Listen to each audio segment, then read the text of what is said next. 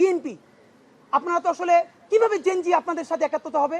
দেখলাম দুদু উনি তো ফ্যাসিবাদ বিরোধী আন্দোলনের নেতা। তিনি বললেন বিএনপির যত কর্মী আছে প্রস্রাব কইরা দিলে নাকি সব ভাইসে যাবে এই অন্য অন্য। আপনাকে বিনীত অনুরোধ করি, গত 16 বছর আপনার প্রস্রাব করতে নিষেধ করছে কেডা? মানে গত 16 বছর আপনি প্রস্রাব করেন নাই কেন? আল্লাহর রাস্তায় বলেন।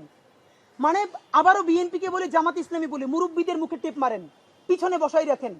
এই আন্দোলনে যত শহীদ হয়েছে, যত যোদ্ধা, তাদের গ্রুপ, এইজ গ্রুপ 21 থেকে 35, বিএনপি জামাত ইসলামী সকলে আপনারা তরুণদেরকে সামনে আনেন।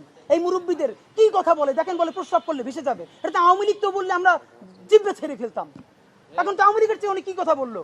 তা আপনার একটা কথা বলি, এত প্রস্রাব যখন পেটে নিয়ে 16 বছর রয়েছেন, 28 অক্টোবর 2023 পল্টনের সামনে যখন সমাবেশ হয়েছে, গ্রেনেড মারতে পারে নাই, তার আগে বুড়া নেতৃবৃন্দ মুহুর্মুহু কইরে পালাইলেন।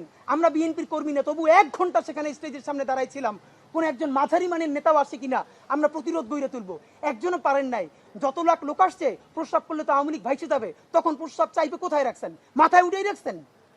ফাইজলামি কথাবার্তা বলেন।